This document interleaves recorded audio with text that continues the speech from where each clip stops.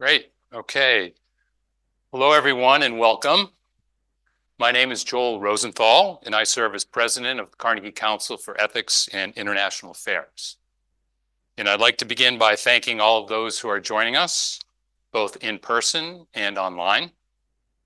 And a special thanks to our Carnegie Council trustee who was with us in person this morning, Kristen Kaufman. Kristen, thank you. And also thanks to our friends at the British Consulate, led by Hannah Young, the Consul General here in New York. Thank you, Hannah. For over 100 years, leaders from around the world have visited this council to engage in civil dialogue and to reflect on the most pressing moral questions in global affairs. And it is within this tradition that I'm honored to welcome James Cleverly, Home Secretary for the United Kingdom, to the Carnegie Council. Since his election to Parliament in 2015, Secretary Cleverly has held multiple distinguished government positions across international relations and national security landscapes, having most recently served as UK Foreign Secretary. Today, we'll hear from the Secretary about the opportunities and challenges faced by countries as a consequence of migration and the need for enhanced multilateral cooperation, a critical issue that Carnegie Council is also working to address through our Model International Mobility Convention. I'm now pleased to invite Secretary Cleverly to the podium.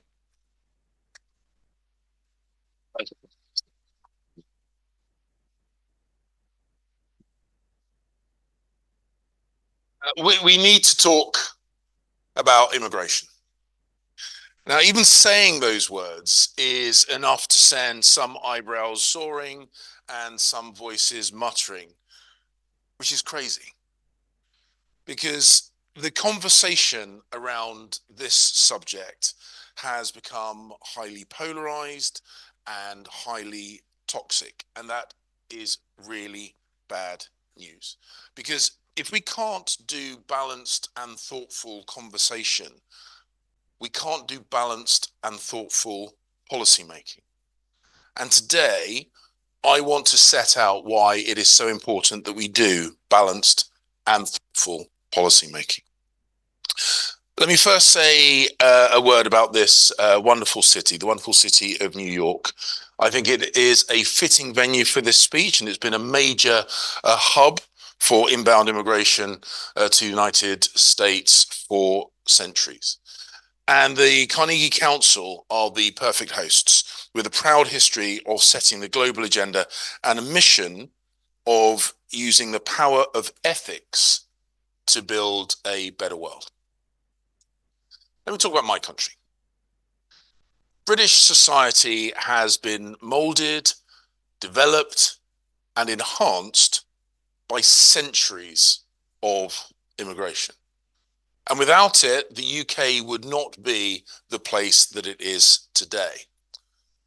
I am a descendant of immigrants on both sides of my family. My mum came to the UK to work in our National Health Service from Sierra Leone around 1966. And my father's family came to the UK from Normandy in 1066. British historians give a little chuckle, everyone else a bit lost on it. Look, my country might be a physically small, wet, windy island, but we are internationalist at heart. We're a multiracial country. We have a history of being welcoming and generous. And our global heritage and connections can be seen in our language, our food, our culture, the representatives in our sporting teams, and indeed the representatives in our politics, in our government. Ethnic diversity that we display as a country is so long-standing and so commonplace that it is largely now unremarked upon, barely merits a mention. And the UK's post-Brexit legal immigration system is designed to allow us to control immigration and to welcome people from every corner of the earth that have the right skills and the right talents to support our public services and boost our economy.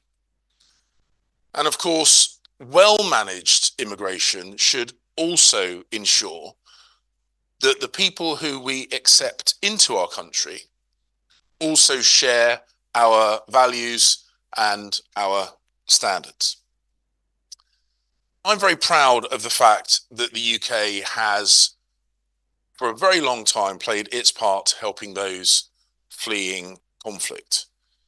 In recent times, we have offered safe and legal routes to over 500,000 people seeking refuge for themselves and their families since 2015. And they include, but not limited to, people from Ukraine, people from Hong Kong, Afghanistan, and Syria. And we support community sponsorship for refugees and have initiatives to support displaced people in accessing our labour markets. The UK also invests heavily in international development and aid because it's an investment in security, in building future trading opportunities, and in supporting future global stability. And, of course, because it is the morally right thing to do. Having explained some of the benefits of immigration, it is important that we also recognise, we cannot hide from the fact that immigration can also cause tensions, challenges, and sometimes problems. Talking about myself again for a moment, one of my favourite subjects. When I was first elected to politics, it was on the London Assembly, the basic London city government, and that was in 2008. My first 4 years in elected politics, I sat next to someone who had also been elected by the population of one of the most ethnically diverse and internationalist cities even in the world, even though that individual was a representative of what was basically a neo-fascist political party.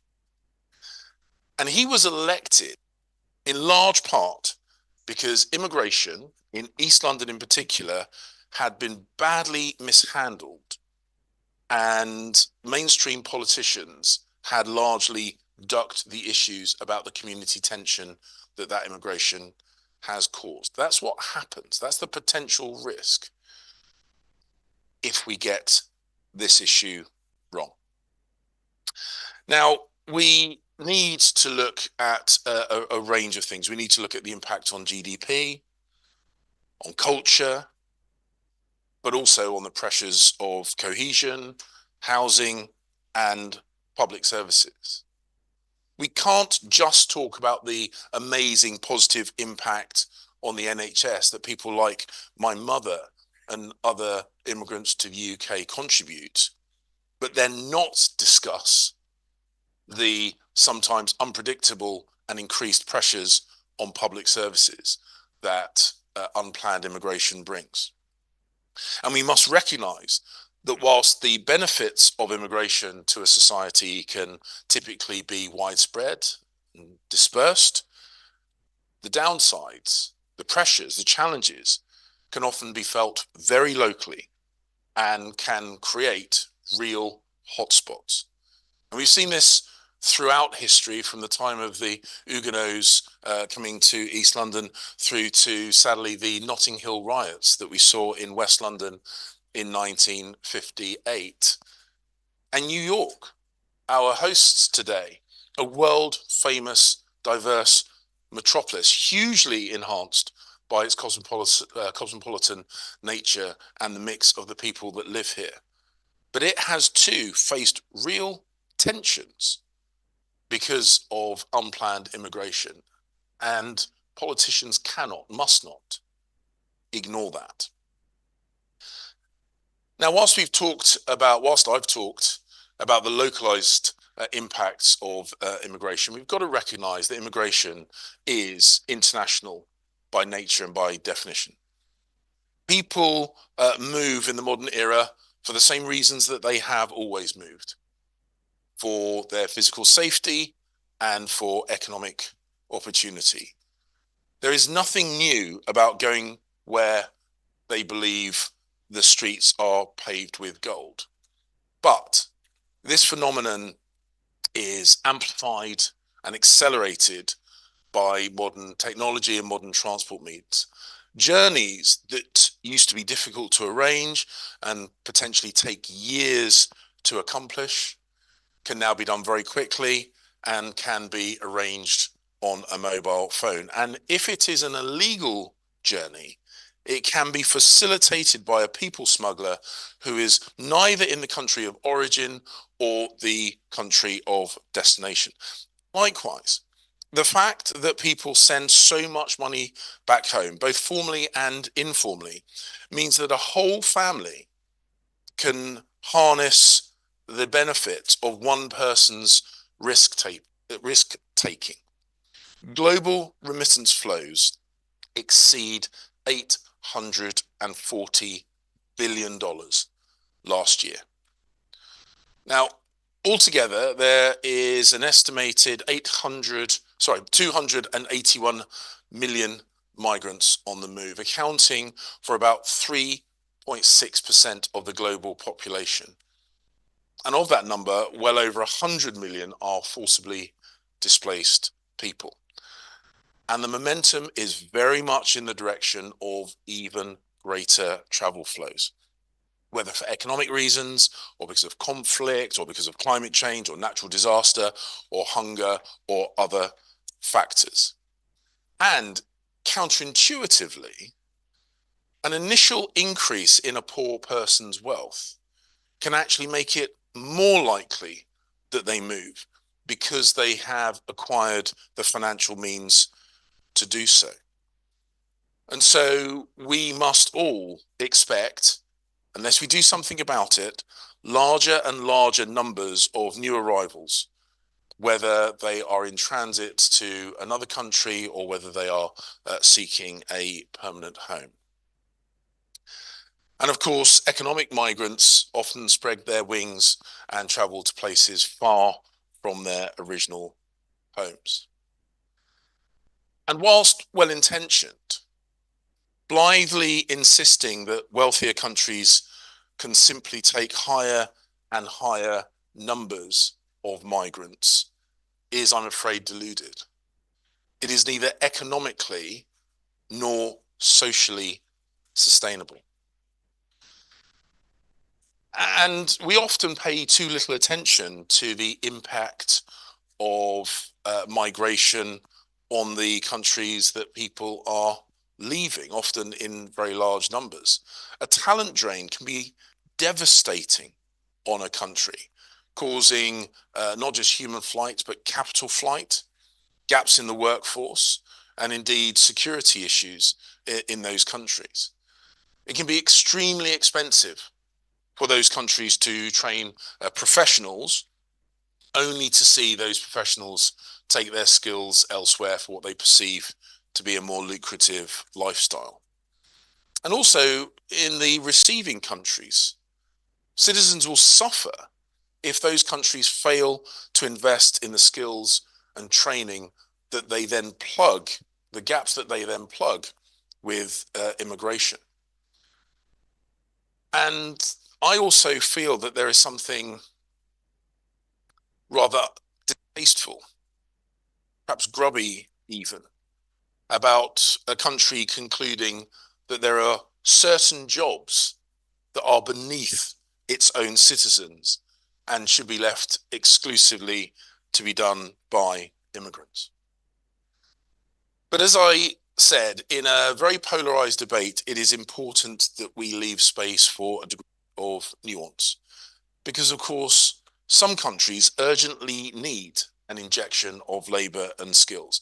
Countries with aging populations may need immigrants to support their economic needs, and some are already adjusting their immigration policies accordingly. But even in those circumstances, migration needs to be legal, predictable, and well managed. Now, whilst many immigrants move to a new country full of excitement and hope, seeking a new and more prosperous life.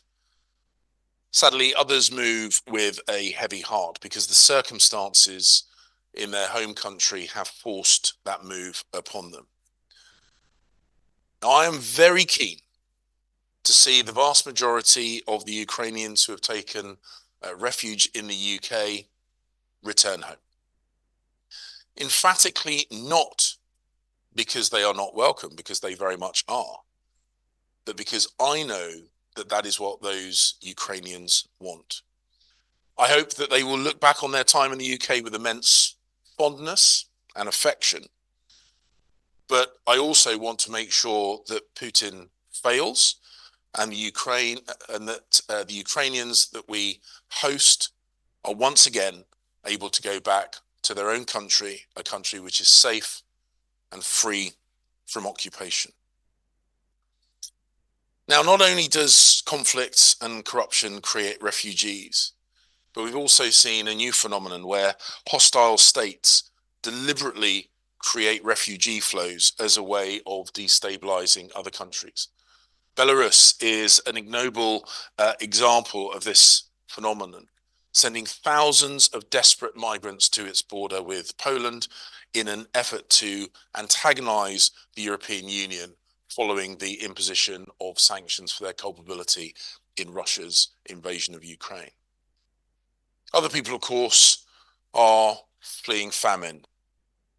Others will have faced natural disasters. And this is one of the reasons why the world must come together in its fight against climate change. Now, migration is an inevitable, and as I say, in many instances, a welcome part of the human story. But in many cases, what people yearn for is a safe and happy home in the country of their birth. And countries are entitled to ask, it's quite right to ask, what is the virtue and purpose of someone coming to live in our country?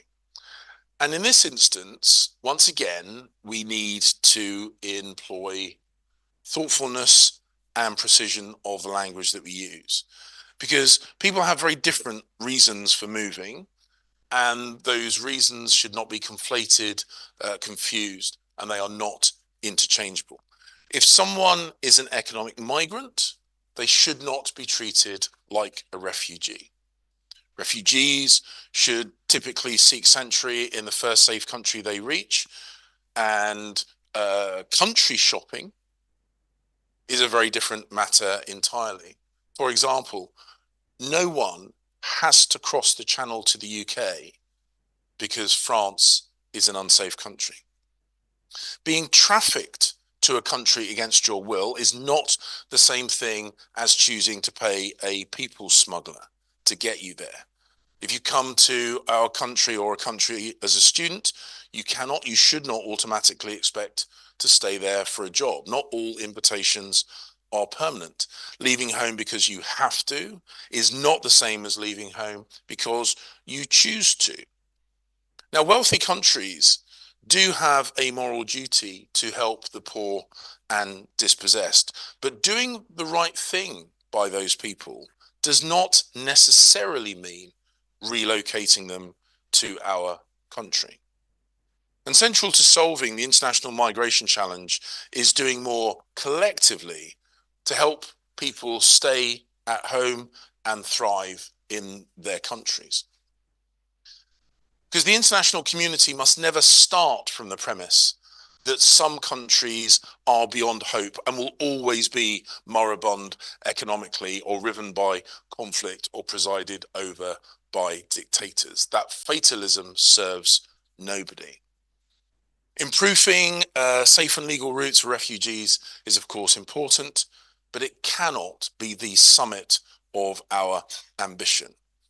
We need to take on the conditions, the circumstances that create refugees and drive large-scale migration in the first place. And the UK does this, both by being one of the largest investors in overseas development assistance and also through our policy of increasing our trade volumes with the developing world.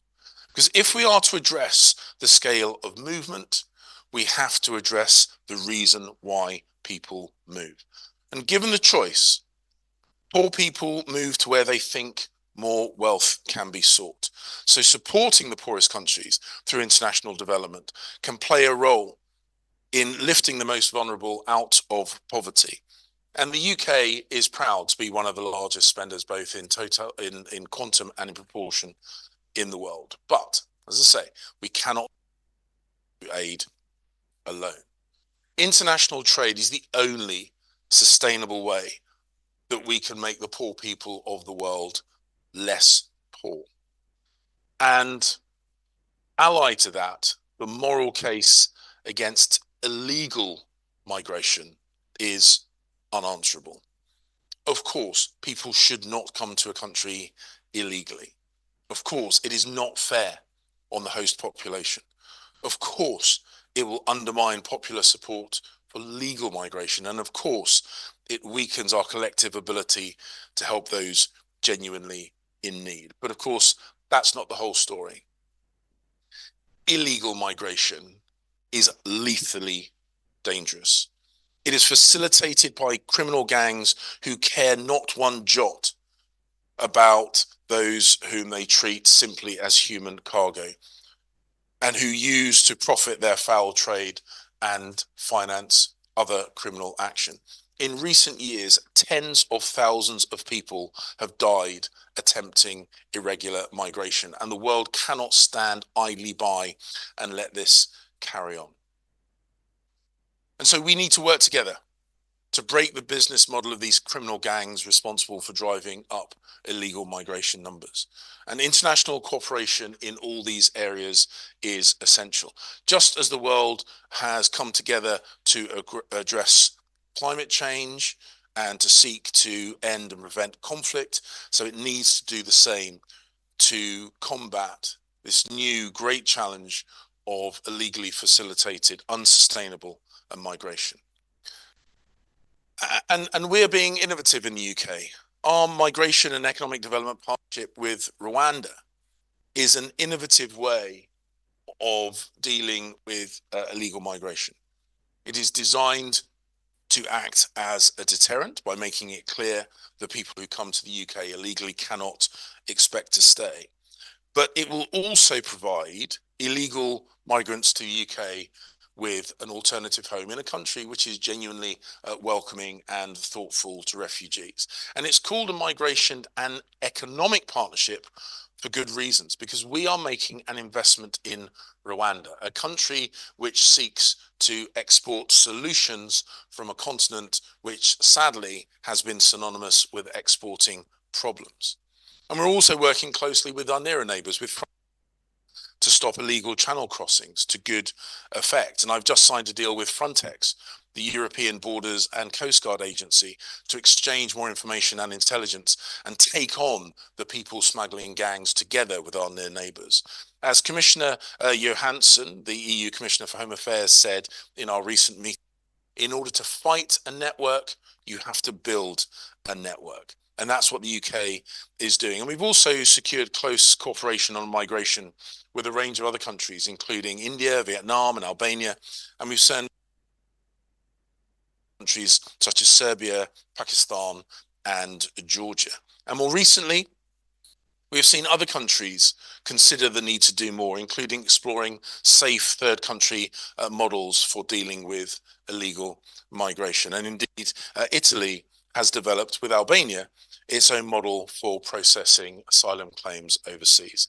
And the thing that strikes me is that the governments of the countries that I have mentioned are led by a variety of political hues. Because this is far from just a function of political philosophy.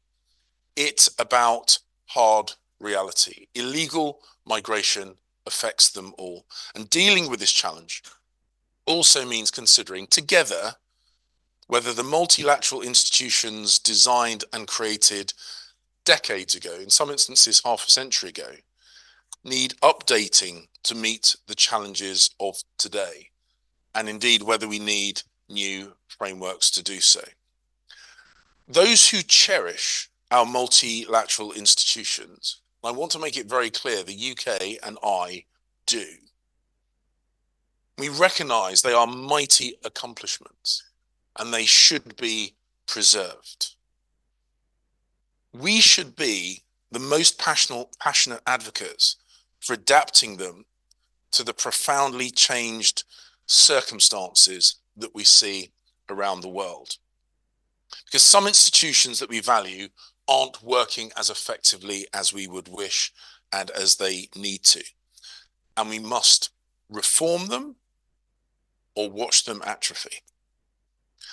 People sometimes think all these institutions have been preserved in aspic since they were created. And that's simply not true. For example, the 1951 UN Convention on Refugees was revised through a new protocol in 1967, expanding the protections beyond Europe to all people fleeing conflict and persecution. And we need to make sure that the treaties, the conventions, the international agreements and structures that govern immigration policy are up to date, are relevant, and are not anachronistic.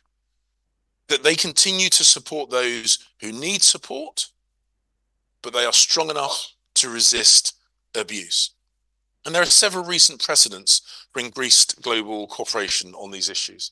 In 2018, the UN General Assembly adopted the Global Compact on Refugees, provides a framework for long-term support and more sustainable responses to refugee crises, with a focus on supporting refugees and host communities in developing countries closer to the point of origin of the refugees themselves.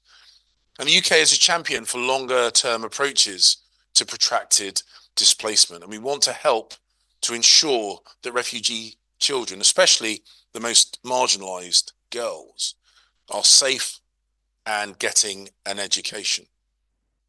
The compact in turn establishes the Global Refugee Forum, a ministerial meeting every 4 years. And at the GRF last December, the UK government committed to a quota for the UNHCR referred refugees, with an overall cap on safe and legal routes. And we ardently encourage other countries to follow suit. The United States of America and Canada are world leaders in this area, and we, of course, will learn from their experiences. Delivering a more effective global approach through the implementation of a global compact for migration, which is central to our international development work. And my former department, the Foreign, Commonwealth and Development Office, is doing a great deal of regional work to improve livelihood with border management and to support the countries that are absorbing migrants, in some instances in far greater numbers than we are. Because reducing the vulnerabilities faced by migrants is both an urgent moral mission, and there is, of course, a degree of informed self-interest for developed nations such as ours. The UK will significantly increase in the UN, in the G7, international financial institutions and other global fora to rally greater support for a multilateral approach to these issues. For example, in October, the Commonwealth heads of government are meeting in Samoa. This year, Italy, a country that's been at the receiving end of very significantly increased numbers of illegal migration, holds the presidency of the G7. G20 meetings being held in Brazil. And of course, South America is a continent which has long dealt with the difficulties caused by mass migration. And the UK will host a meeting of the European political community, a group perfectly suited for discussing illegal migration and the management of that within the European continent. These and other major international summits this year will be moments to mobilize action. And today, I'm calling for a big, open, global conversation about what more we need to do together to deal with these changing circumstances. And the UK will show the same sort of leadership on this as we have done on climate change and conflict prevention and the good management of artificial intelligence. Success depends on a holistic, whole of root approach. Whilst remaining welcoming and generous, we must urgently consider this level of migration and the impact that it has, not just on those countries where migrants seek to settle, but also those through which they transit, but also the countries they leave behind, and of course on the migrants themselves. We need to do more together to smash the people smuggling gangs, to address all the drivers of forced displacement, to help people thrive in their own countries, to encourage developed countries to invest greater sums in international development, to support countries that wish to settle more refugees, to tackle irregular migration further upstream, to consider how we need to update international architectures around these issues, to increase international trade so that we can find together the right balance of economic and cultural growth and, of course, control. Now, much of this work is already happening, but I'm here to tell you that we must inject greater urgency. So later today, I will meet with representatives from a host of different countries, from our European neighbours who face similar pressures to those faced in the UK, to countries who face the opposite challenge with large swathes of their population emigrating to foreign lands. I'll be inviting countries from across the globe, as well as institutions like the United Nations, the International Office for Migration, the UNHCR, to discuss these issues.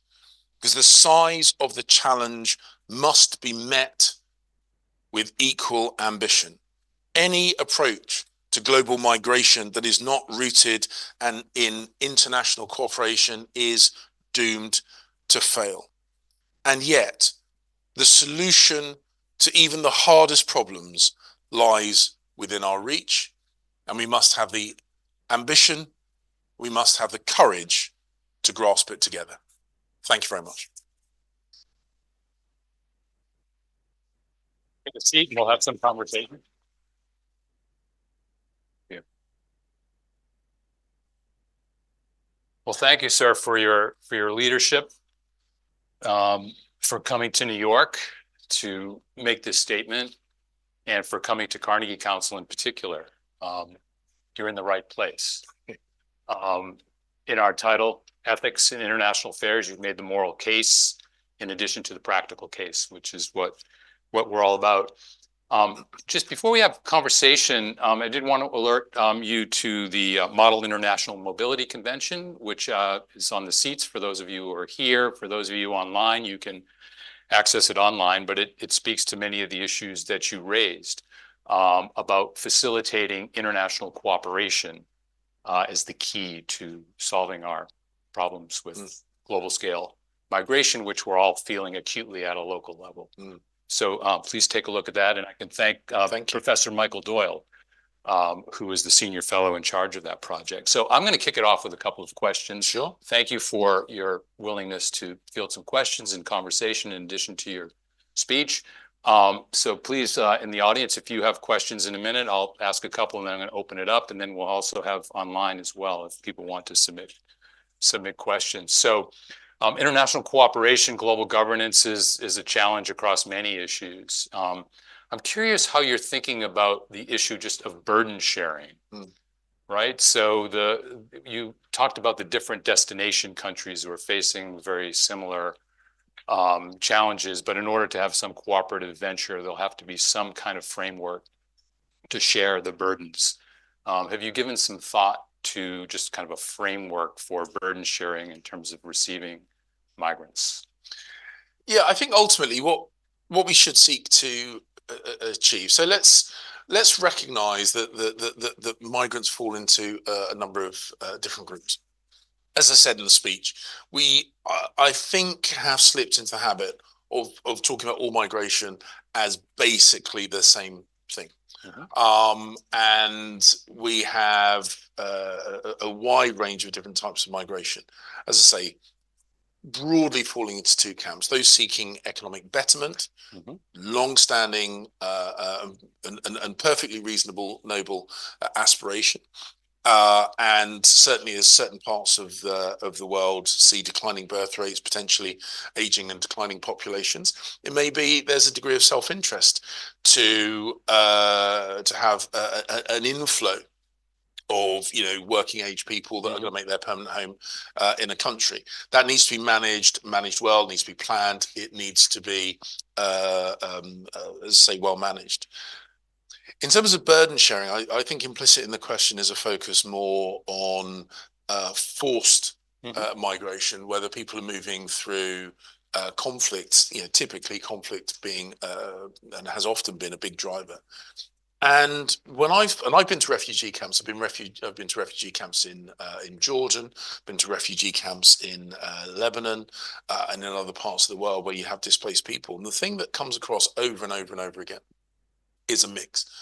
A very clear desire to go back home, to restart their lives, to see that conflict conclude. A number of them, of course, say, actually, you know what, my country's broken permanently, and I want to go somewhere else. And say we've hosted refugees from Syria, from Afghanistan, and other places in significant numbers. But ultimately, the maths dictates that the solution to very large scale displacements of people through conflict, the maths dictates that cannot possibly be resolved by just saying, okay, your country is broken, come and live in my country, particularly if that movement isn't structured and managed. The maths just means that is impossible. So if that answer is not possible, then the answer which is left is that we work really, really in close cooperation with our partners to try and resolve those conflicts, to try and ensure the people who do typically want to go home, whether it's people from Ukraine, people from Syria or elsewhere, are able to do so. So some of the burden sharing is about hosting, get that, but some of the burden sharing is also about working really, really hard, whether it's through conflict resolution, overseas development assistance, diplomacy on the international stage just up the road in the UN and other fora, for example, to try and resolve those conflicts quickly and effectively, because it's in our interest and the interest of the displaced people to do so. Right. You talked a little bit about what's driving the sort of different types of migration, right? Everything from economics to conflict to climate. So can you tell us just a little bit more about how you're thinking about sort of addressing the problem at its root or at its origin? Again, there's a spectrum of different challenges there. Can they all be dealt with in a similar way, or do they have to be disaggregated and treated differently, especially like with the climate issue, right? So this is going to drive even more and more forced migrants, I think. Yeah, look, it might do. Yeah. It might do. It has already. Yeah. I was very proud when I was Foreign Secretary at the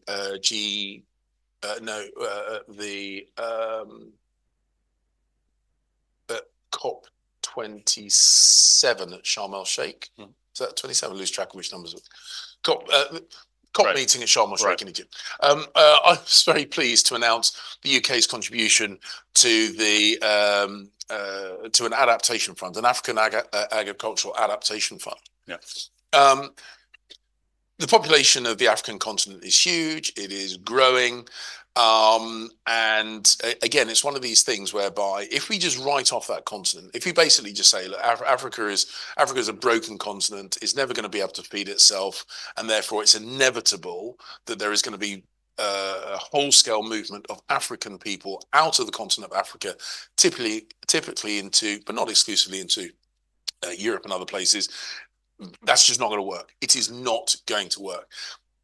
Africa could and should not only be able to feed itself comfortably, but be a significant net exporter of food. And there's a whole load of reasons why that doesn't happen. Agricultural efficiency, underperforming government, etc., etc. Now, we can do one of two things. We can say, oh, Africa's broken. This is why I said we must avoid fatalism. Because if we just say, look, Africa's broken, and at some point, the hundreds upon hundreds of millions of people that live in Africa are going to come to typically Europe, right. Then all bets are off. I just cannot see how that could possibly work.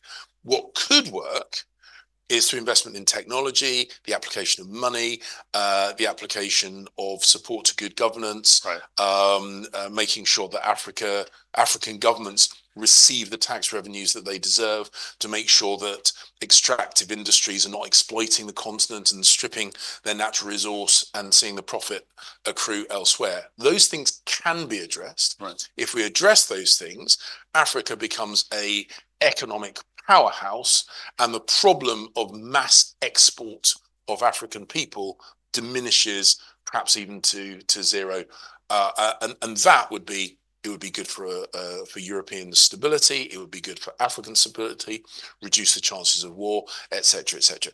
That is a solvable problem. Not easy, but a solvable problem. A couple of 100 million people moving to Europe is not there is no solution to that. That would just break the system. Right. So we must avoid that. And the answer for me is quite clear. Right. I'm gonna open up questions right here. Yeah. Thank you, sir, for being here very much.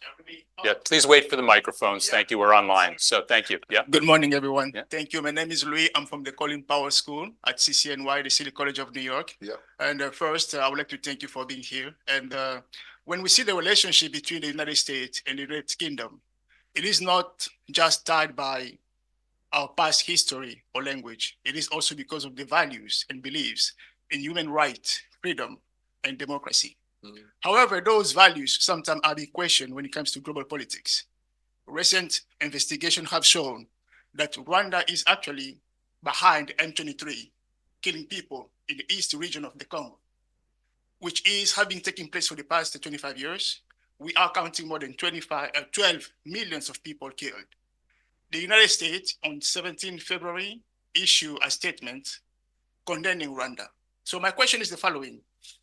What Congolese people have to do for them to win the empathy of the UK on naming one of his allies, the Rwanda government, to stop the mass killing on the east region of the Republic Democratic of Congo? Thank you. Thank you. And I've met with, when I was Foreign Secretary, not in this current role, but when I was Foreign Secretary, I've had the opportunity to meet with the political leadership DRC and the political leadership Rwanda. I've spoken about the conflict on the border between DRC and Rwanda and M23. We've spoken with the Rwandan government about this and the efforts that we expect of them to try and reduce conflict, to reduce violence in that border region. I've also had conversations with the leadership of the DRC about this, and we are looking internationally with our friends and partners in Africa to try and resolve that. Now, ultimately, the relationship that we have with Rwanda for migration management is separate to the conversations that we have about conflict resolution in Eastern DRC, the western part of Rwanda. We are working with Rwanda to make sure their institutions are robust, to make sure they act in accordance with international law, to make sure that any people that come to Rwanda from the UK through this partnership are safe, secure, that there is no risk that they are deported back to their country of risk. So we're making sure that there is the appropriate safety framework for the individuals. And we do that work in parallel with the work that we do on conflict resolution and peace in the continent of Africa. They're not mutually exclusive, and there are many parts of the world where we seek to manage migrants. And the other point I would make, of course, is that the UNHCR worked with Rwanda on refugee management. It's not the same as the arrangement we have, but the UNHCR clearly sees Rwanda as an important partner in the management of immigration, and we at least in part take a lead from that relationship. Thank you, Kristen. Hi, thank you, Secretary, for being here today and launching your new multilateral framework. As you start building out this framework on including more multilateral measures to address the migration crisis, how do you envision including cities? Because cities, whether it's London or New York or Manchester, deal with the brunt of this issue, but we oftentimes don't have a seat at the table, even though we are tasked with providing the services for this population? Yeah, this is a very, very, very good question. It's a very, very good question. I made the point actually in the speech that that you often find that the challenges, because everything has everything in life, everything in the world has entries on both sides of the ledger, and this is not unique to immigration. I wouldn't want to imply that it is, but often the benefits of immigration, as I said in the speech, the kind of the GDP bonus, etc., etc., is widespread. It's displaced both in time and sometimes in displaced in geography and in time. But the pressures can be quite acutely felt. Cities have typically been places that have a large gravitational pull for migrants. I was born and brought up in southeast London, in Lewisham. Lewisham is, I would say, probably at the moment a majority non-white London borough. The figures might be slightly out, but if it's not a majority non-white, it's a very significant minority. As I say, in East London, we've had waves of migrants for centuries. French Huguenots, Jews from Eastern Europe, Muslims from Bangladesh and other parts of the world, and that has been part of the story of London. There are huge benefits that are derived from that, but there are also challenges. I think the relationship between cities and their national governments has got to be a highly effective relationship, because ultimately it's the nation state representatives that sit around the UN, sit at the G7, G20 and others. So the conversation internally within countries between cities and national leadership is important. I also think cities could do more working with each other.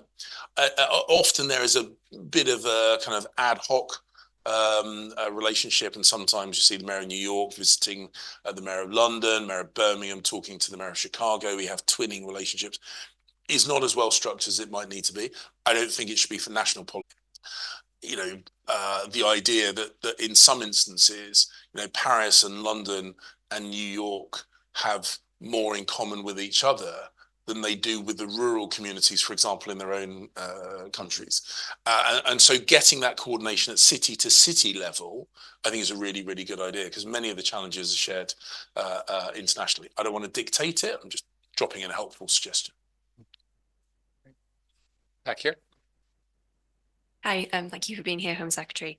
I was just wondering, are there any policies in the UK that you've seen be successful that you feel the US could maybe replicate? And vice versa, is there any kind of US policies that you would take on board for the UK? I mean, the US and the UK have got many, many similarities, but our scale, our geography, our histories mean that I'm always cautious about taking kind of half-cooked, half-baked lessons from each other, because we are very different. We are very, very different countries. There are certain things that in the UK that I'm very proud of. I mean, traditionally, we've been very, very, very good at integrating migrant communities. And I think that the fact we have a Prime Minister of Indian heritage, I'm of African heritage, my Trade Secretary is African heritage, former Home Secretaries of Pakistani heritage, the Mayor of London Pakistani heritage. I mean, I could go on and on and on. So I think we have been a world leader at demonstrating the diversity of Britishness in our government. I mean, we joke about our sports. I joked about our sports teams and various other bits and bobs, and the fact that many of the most iconically British things are not terribly British at all. Fish and chips, Jewish Portuguese, and a root vegetable from North America, royal families from Germany, etc., etc. So I think the integration piece, we've been very, very good. Look, that's under pressure at the moment. That's under real pressure at the moment. And we hope to resolve that. I am willing to learn lessons from anyone that's getting the integration piece right. We've been really, really good at it. I still think we're one of the best in the world at it. But it's proving harder than it has been in the past. So if we can find the kind of the magic recipe for re-establishing ourselves as, you know, a gold place on the podium of integration of migrant communities, I'm happy to export that to anyone that cares to listen. And again, if anyone's got, you know, better ideas than us on that, I'm absolutely willing to listen to that as well. But ultimately, as I say, I think one of the big lessons that we need to learn, and there's nothing particularly new about this, is that we either deal with this together or we won't be able to deal with it at all. More questions? Right, Steve? I have one more. Cool. This is sort of a leadership question. You're coming to New York. You made a passionate case for sort of reinvigorating the multilateral system. But I want to push you a little bit more about where you see leadership within that system coming from. Maybe there's a political question, we're in election cycles here. I know in the UK as well. So there's the US, UK, but also, sort of the conventional analysis now is that the global South, right, the BRICS countries are becoming more and more important in the sort of multilateral system. So have you given some thought to kind of how you see this playing out sort of in a geopolitical sense about getting buy-in from not just the US, UK, but other countries and other regions of the world to make it a genuinely global multilateral effort? Yeah, look, when I was foreign secretary, I made a series of speeches and interventions basically saying the global power balance is shifting, and that is inevitable. It's not a negative. It's just, I think, a statement of the bleeding obvious. And wealth and power is moving eastwards. It's moving southwards, gently, but pretty consistently. As I say, actually, one of the things underpinning the point in the speech is when it comes to the management potentially of very, very large scale movements of people, there might initially be pressures as people who are previously too poor to consider relocation become wealthy enough for that to be a credible option, but whose countries are not yet wealthy enough to discourage them from moving to countries that have a higher GDP per capita. So there is a challenge that we need to navigate through. So I think as Africa as a continent becomes wealthier, India, the Indian subcontinent, Southeast Asia, as these parts of the world become wealthier, there may be an initial but potentially temporary pressure for large-scale human movement to the high GDP per capita countries. But if I was, and I've not had this conversation, but if I was having a conversation with one of these countries that's on a pretty aggressive growth curve, and I said, what would you want to do? Would you want to see your brightest and your best, your most talented, the future leaders, economic, political, etc., of your country, en masse leave your country?